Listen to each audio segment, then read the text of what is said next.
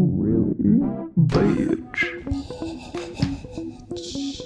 Bitch. Bitch.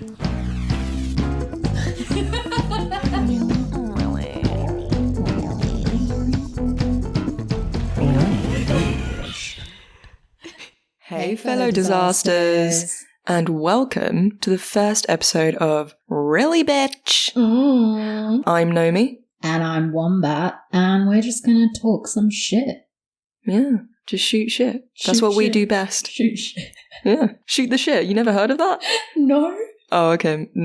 Maybe I've been hanging around with the straights too much. Yeah, so what's the point? You're asking me? Of life, of this podcast, of everything. Me? I don't know. What do you think the point is? There ain't any. What, you just think we're on this rock called Earth and there's no point to anything? I mean, not to get existential, but to get existential, yeah. When I say what's the point, I think for me it's like, what is the point of this? I'm 24, gonna turn 25, and I already had enough. Yeah. It's when we actually joined, like, the workforce and started up our careers. And, like, we've not been doing it for long. We've not. No. And both of us are just feeling so defeated and burnt out already. Yeah, already. Dude, how am I going to do this for decades? And you know they keep on pushing back the retirement age. Don't get me started. Obviously, we're, like, way off, but you still think about when's it going to end? I think also we should preface that we are coming from an incredibly privileged position in that we both have kept our jobs despite the pandemic. Yeah, we're in relatively good positions. I mean, money-wise, and... we both have secure living spots. All in all, in the grand scheme of things, we're doing well, but I genuinely feel like no matter what job I go to, it's great at the beginning, but that feeling of, oh, I'm on a hamster wheel that isn't going anywhere just starts to set in. Yeah. I think it's the lull. It's that lull you get afterwards where you just join a place. You just feel like you're stagnating constantly. Like nothing changes. Of course, like, you can do your best, like get promoted, whatever, and obviously that's great. It's so good. Good on you, or like, you know, you doing what you want. But even if I do get promoted, will that feeling of, is there a point to me doing this? Is there a point for me achieving these things? Yeah. Oh, great. I have more money and a new job title. Okay, great. That's going to make me comfortable in my living, in my expenses or whatever. Great. You can pay for those things the more money you have. But how do you manage that monotony? How do you manage being able to just get on with it and be content in that? Yeah, I think that's the thing. It's feeling content. And fulfilled. Fulfilled, yeah. Our generation, you know, compared to the previous generation, like there's so much in between that. So many different things have happened between that. When our parents were our age, they owned houses. Like, we can't afford any of that now. Yeah. They could, because things were like way cheaper back then. Yeah. But yeah, I mean, the generational thing I think is so funny because, like, my parents, when the pandemic started, my mum was like, oh, you know, you're so lucky. You've got a job. I don't know why you're feeling like this. And I was like, I don't know why I'm feeling like this. I know I shouldn't. And I feel like shit for feeling like it. Yeah, give me the answers. Yeah, like, I don't want to feel like this. I want to be like everyone else and just pick my shit up and go and just do it because I know I have to do it.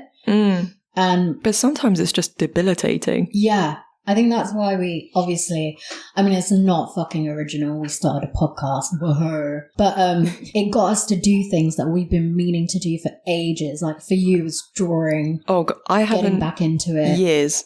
It was years.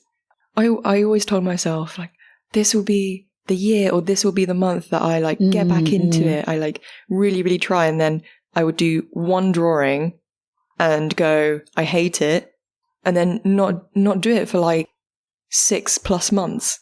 The struggle of an artiste. Well, you're a writer. You you like writing scripts and stuff, and when you reread you think you're on a roll, and then you're finished and you go, this Trash. sucks. Yeah, this is trash. The most recent one, I'm like wanting to write this like lesbian rom-com. I have like post-it notes all over my wardrobe. Girl, they have been there for the entirety of 2020 and they're starting to fall off. And every time my mum like will walk into my room, she'll step on one and she's like, oh, okay, can I throw this in the bin? I'm like, no, it's my project. But I haven't done shit with it. Like it just stays there. It's like part of my decor now. Do you know what I mean? Like it's just another poster. It's a double-edged sword because you don't do anything because you feel like you need that break. And then you do something and you feel like it's shit either way. So is it better to just not do it so you're not disappointed, or to do it and at least get some practice in what you want to do? Or what? I mean, you know what other people are going to say, right? Practice makes perfect. Practice makes perfect. You gotta fail to win. Well, you know what? You know the truth of that? It might work, but also it's depressing. Yeah, it's like you fail and then I think about it for like 2 years. It's hard enough trying to find the right situation and mood to be able to create. I'm going to have such a good time creating, I'm going to have fun, and I'm going to like it. Yeah. And then you step back and you go, well, I'm exhausted because I work 40 plus hours a week. Yeah. I come home, I have to factor in travel, taking time out of my day. And what little time you have left is going to be the weekend, mostly. It's just, I'm tired. I want my weekend. I want to sleep in. Yes. Like, sometimes I just want... Can we like normalize that, please? Can we just normalize... not doing anything just for the sake of it? And look, I work 9 to 6, right? I feel so depleted at the end of the week. And so I want to fucking sleep in until 1 p.m. And people are like, oh, you woke up just now? And I'm like, yeah, it's the fucking weekend. You're allowed to. Can we just normalize like waking up and just being like, no, I want to lounge all day. I want to be in bed, you know, just chill. Just relax. Relax. Is it so bad? Yeah. Like, don't force yourself to be productive because then it's going to feel twice as shitty. It's going to feel like such a chore. Yeah. And that, I think that's what I'm scared of. Like, I mean, how many times have I rang you, been like, I've got an idea for a script, bro. Yeah, and we talk through it. I think, hey, you should jot this down or like do the main things you want to touch up on. And then after that call, what happens? It stays in the book. Stays in the book and doesn't go anywhere. There's like this really good show, just spewing recommendations now. Rummy, watch it. It's on Amazon Prime. But there's this scene where the guy, he's like, I want to do something I'm passionate about, Dad. And Dad's just like, passion is for white people. It's like, I've never related to something more than that. I studied film at uni, and I remember going in like all bright-eyed, being like, oh, I'm gonna pursue my dreams. I have so many opportunities now. And then as soon as I go in, like all these like kids are like, I've made 4 short movies when I was 5. And you're there like, I can't even afford a camera. Yeah, I'm like, I mean, I made a video on YouTube once and it got barely 100 views.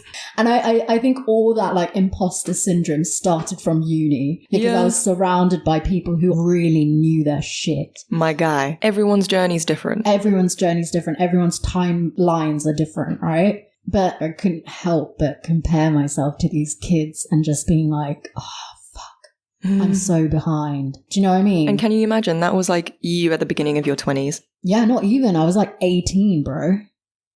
That's a lot for like a kid. You're like a kid, right? And it's really unfair the amount of pressure kids are expected to put on themselves now to like do all this shit. Like our parents, they work to survive and that was it.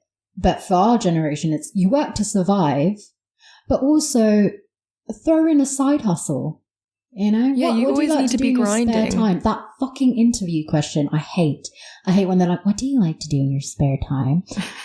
Being good at your job isn't enough anymore. You know, having those skills and qualities. Never enough. What do you like to do in your hobbies? Every weekend, I go somewhere new. I'm like, I don't want to do that. I want some kind of... It's that whole thing where it's like, you're at school, you work so hard so you can go to university. You get to university, you work so you can get a job. Then you work so you can like have a nice retirement, you know, and then you die. And it's like, you work so hard for those like occasional holidays where you can go abroad or whatever. To me, that's incredibly depressing. That's depressing. You shouldn't work for a holiday. So I can get 2 weeks off and go somewhere new and say, oh, I'm resting. I'm resting. You're not. On top of that, when you are off, like, do you ever feel guilty? Oh God. Yeah. There have been times where I haven't, especially if you have a holiday where you take time off where you're not doing anything, you know, when you're not going abroad. And when people ask me, they're like, what are you doing? And I'm just like, I just needed that time off. Especially because of the pandemic. No one's going anywhere. So we are taking time off just for a mental break. Everyone's doing it. Well, in my company anyway. So I completely understand. I did it and it really did help. But it's also... I would also, just before going on holiday, I'd also be like, hey, I'm still available. Just, you know, WhatsApp me or, you know, get in touch. And I don't worry, I can like hop on at any time because I'm available. Because it's kind of expected of you. It is. Yeah. It's that unsaid rule. Yeah. And obviously managers and stuff, they all be like, you need to take some time off. We all need a break. Like, make sure you're taking care of yourself. Also make sure you're available. Yeah. Should anything come up? Anything come up? Also, if you're not like that, are you the weak link in the chain? Are you the one not pulling your weight? Are you committed to your job? Are you committed? I don't think there are any jobs out there that are 40 out that say they're 40 hours and stick to that. Bruh. I 100%. You know, so like my older sister is an auditor. Yeah, I think that's what she does. And she was telling me, she was just like, so not only am I working the UK hours, but now they've got me working US hours. Oh, God. And so I was like, so you're working 24 hours? And she was like, practically, yeah. And that's so fucking unethical. But you hear about stuff like this and I'm like, that can never be me. That can never be me. Like, don't get me wrong. There have been times where I have stayed in the office because things need to be delivered to clients, right? Same. You have to be there. You can't just be like, oh, don't worry about it. Can you send it up? Like, no, you're the one in contact with the client. You need to do it. That's your job. Yeah. And it doesn't happen often, but why is it even happening in the first place? Yeah, that shouldn't be a thing. And obviously it happens. Like, I remember there was a time we had a client interview lined up ahead of Christmas, and we were just hounding this person to just give their answers so I can send it to the journo, because the journo has their own deadlines as well, right? And they like hounding me and they're like, hey, when it's just this chain. And I'm just like, oh my God. And like, you know, messaging, you know, just being the middleman, essentially. That's what PR is, guys. It's being the middleman. Getting a bollocking from all sides. Yeah, I remember it was like Boxing Day. Oof. Yeah, lead up to Christmas. I'm still on emails. Boxing Day. Oof. And it's like you're commended for putting in that extra time, but ultimately, because of the system and business, you know, business in general, you can never just settle on it, or you can never be like, oh, I'm proud of this one thing, because you need to work on the next one. So what's the point in capitalism when no one's happy? Except for obviously like the 1%. I don't know what to tell you, bro. And just like, why has it been taught to me that I have to succeed? You know, it's a one-man band, so you need to look out for yourself first. Yeah, and you have to step on someone else to do it. Oh, like, you shouldn't care about other people. You need to make sure you're in a good place. And then you keep your head down. What, do people just keep their head down, keep going, keep working so much to the point of, oh, I might get this one day? There's no guarantee. There's no guarantee you're going to, you know, get a load of money and be successful or whatever that looks like to you. There's no guarantee, but you just keep your head down and you do it because that's what you're told. Yeah. That whole idea of like having to step on someone so that you succeed is like fucking insane. And I know, like, maybe this is me just being like super kumbaya and shit, as my sister would put it. Because like I remember very early on, I started a traineeship, and you know, I'm here. I'm like, we're working as a team. We're all friends. And my sister straight up was like, you're not here to make friends. You need to find out, you know, how you're going to secure the job and how you're going to rise up on top. And I was like, It's like survival of the fittest, but in a very like it's so underhanded way. Cutthroat. Yeah. But you see these like these companies, and like people expect that from you. Employers expect that from you. Like I remember we did the final presentation. This is still on this traineeship. And up until then, I'd been very quiet. I think I just felt so out of my depth. Like I was like, fuck, why am I here? Sort of thing. I was like, I don't belong in this business. And it was like the last presentation we did, we were split into 2 teams. We had to present in front of the entire company, my guy. Like Oof. Execs. Wow. Seniors. Oh my God. I was bricking it. Afterwards, like some of the alumni from the traineeship who now work at that company came up to me and they were like, you know, I'd seen you in like prior sessions and you just seemed so quiet and like shy, and this is what we were wanting. What a backhanded compliment. Backhanded compliment, because it's like, wow, you've been so shit up until now. Oh my God. When it doesn't count. So, having said all that, I'm at a point, I've been, you know, in this industry for like however long, and I still feel like I've not gotten anywhere, or it's like I'm not where I should be. Yeah. I mean, I've said this before, and I will say it again. LinkedIn is the devil. The devil. That is like the permeator of angst. It's literally full of updates of everyone else doing well. Carol just got an internship at Netflix. Fuck you! And you're just there like, what the fuck? What am I doing? What am I doing? Like, I look at my LinkedIn page and it's fucking bland, bruv. I actually saw someone talk about it, that we should share our failures online more often, which I thought was really cool. That's so valuable, because like someone else could like stumble across that post. They might be like us, looking at, you know, scrolling through LinkedIn or whatever, seeing all these people being like, oh my God. And they find that post and they're like, oh, thank God, I'm not the only one. Yeah, when it comes to failures, people only talk about them once they're successful. Yes. The one I see all the time is like, Google started out in a garage, or this Amazon started out of a garage. But what is like, that telling me? Like, should great. I just go work in a garage and just hope for the best? Also, like, some of these people had handouts from their parents, and I'm talking hundreds of thousands. The most my parents can lend to me is a pat on the back. A good sticker. It's like, you did well. Well done. Yeah, a well done from like our immigrant parents. That's all we need. That's all we've ever wanted. I mean, for them, feeling proud is from our success. Which again, do you think there's maybe like a correlation between immigrant upbringings and that feeling of like putting immense pressure on yourself? Probably. I mean, well, not all of my friends. Most of my friends, most of the people I know they have a similar background to us. Yeah. Where parents were from another country and they came to the UK for a better life, better thing, better lifestyle for their kids.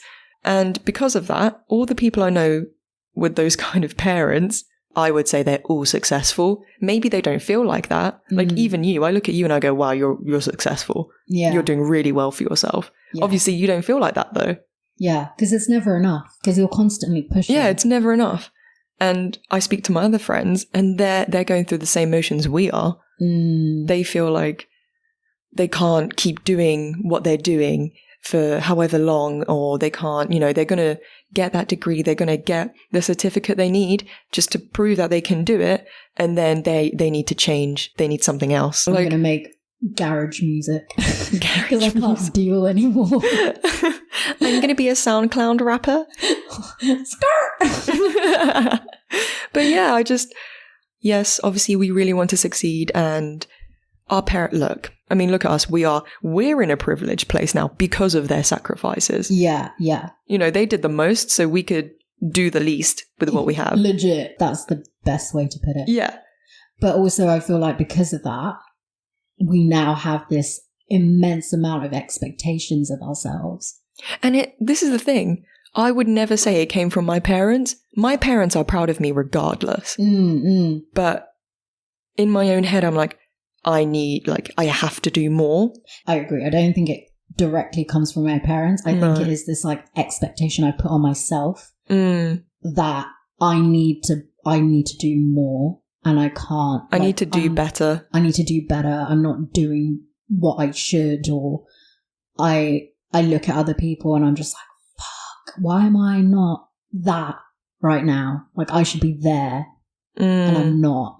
Yeah, I completely get that sentiment because I'm in the same boat, 100%.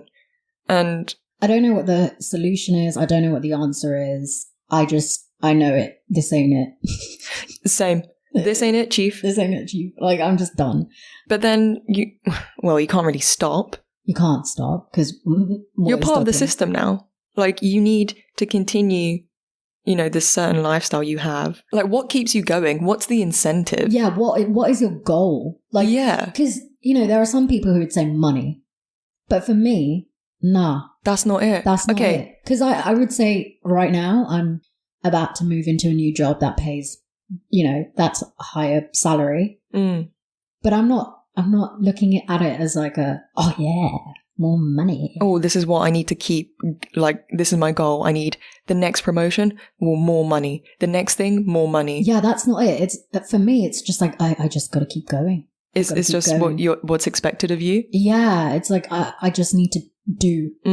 I just need to do. Having more money, I'm sure this is the same for you, but having more money doesn't equal fulfillment for me. Yeah, same. And you know what? Yeah, it's that feeling of I can't just get fulfillment of these tiny things, like being able to go on holiday, being able to, I've got more money now. Like that for me is not real fulfillment. It's an empty promise. It's empty. That's what it is. It's empty. Yeah. Like my mum likes to always be like, obviously health is number one and money's great, but when you die, it's not going with you.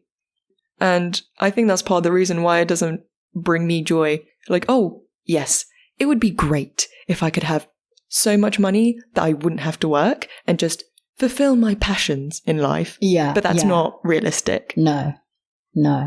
I'm getting like full on existential now. Like I'm going into like Plato's analogy of the cave, like materials, it's all fake. Well, like you need to find fulfillment. Like, but how? Enlightenment.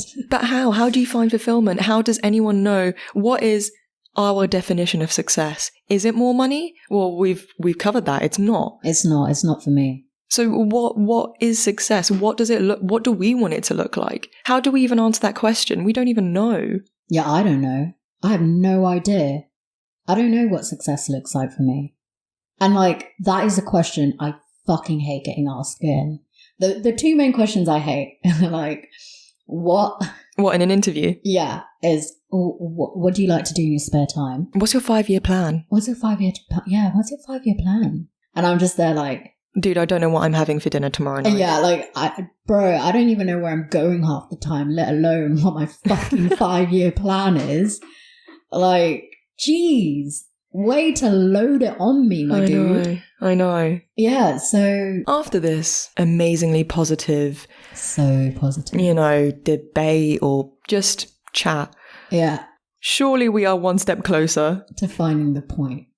I don't know. I think like, at this moment in time where we're at in our careers, in life, is the reason why we started this podcast was to feel that sense of fulfillment. And ownership as well. Ownership. It's not to say we hate the work we do, we hate the people, the company. Oh, God, no. No. But it is just having something that is ours that we can control without it feeling. I think this doesn't feel routine to me. Yeah. And we literally, everything was just us. We scheduled stuff. We took time out of our day to do it. And it made us feel good. It made us feel, oh, now we have an outlet for our creativity. We have an outlet for being productive. We had to write a timeline. We had to, do everything from scratch. And having that ownership made us feel fulfilled. Yeah. And it still does. Obviously, we're just starting off. You sacrificed your 6-year-old laptop for this. Oh, man. Let's not. That's another story for another time. Naomi killed her laptop. That's how, when we mean full-time disasters, when we say we're full-time disasters, we really do mean it in every sense of the word. It's not for comedic effect. Like, we are disasters. No, I wish it was for comedic effect. I wish it was funny. I wish it was funny, but it's just tragic because it's my life. Yeah. I laugh, but really I'm crying. I'm crying inside.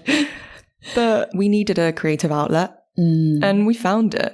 And it will last or bring us joy for as long as we want it to. Yeah, I think that's the point.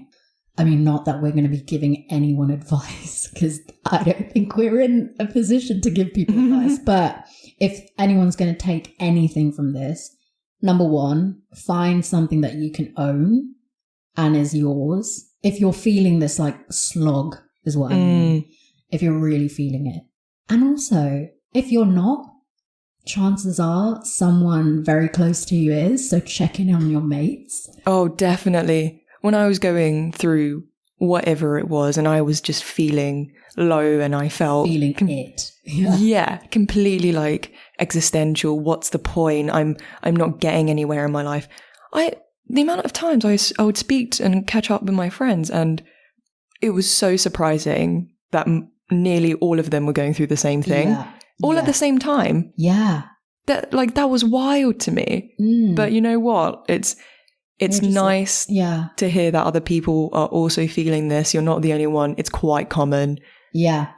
And also, it's somewhat comforting. It is comforting, and also it helps to get an outsider perspective. And sometimes that's just what you need. You need someone to sit there and go, look, obviously things can change. It's not going to stay like this forever. It's not going to stay bad forever. So just keep your head down, keep trying this, or they just give you advice you just didn't think about. They just offer another perspective. Yeah, definitely. Same with family. If you're close with your family or parents, whatever it is, another perspective.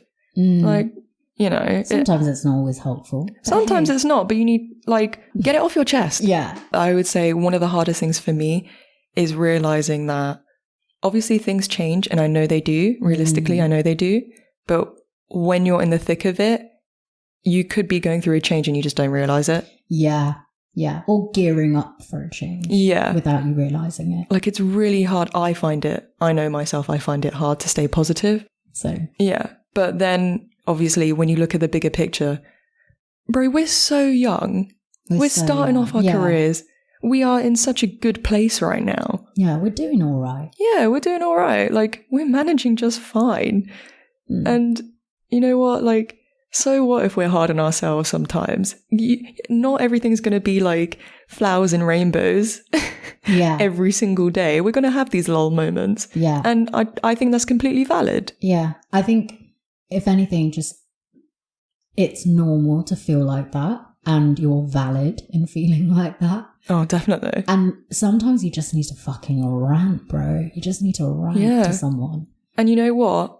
It's really funny that it's great that we ranted to each other, because now here we are doing something that we both needed. Yeah. Yeah. And even if no one fucking listens to this, it's for myself. It's for me, myself and I, man. I got it out there. Yeah, we spent a lot of money on these mics, and it would be nice to... To be honest, if people did listen in, the one thing I'd want them to I just want them to have a good day. If we somehow bring a smile to someone's face, hey, look, we already have enough stuff to deal with. Yeah. Just have a laugh. Have a laugh. That's what we want. I think that's a really good way to sign off. Yeah. Yeah. I mean, what more can you say? It's all good. It's all good. It's all good. Yeah, man, it's fine. So yeah. Who would have thought? Who would have thought, my dude? Here we are. Here we are. Look at us. Look at us. Who would have thought? But yeah, hope you guys enjoyed it. And we'll see you on the next episode of Really Bitch. Yeah. Bye. Really bitch. Bitch.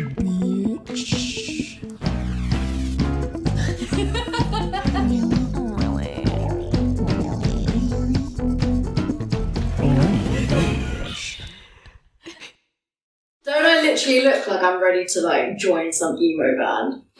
Where are you? No, you look like a gay hacker man.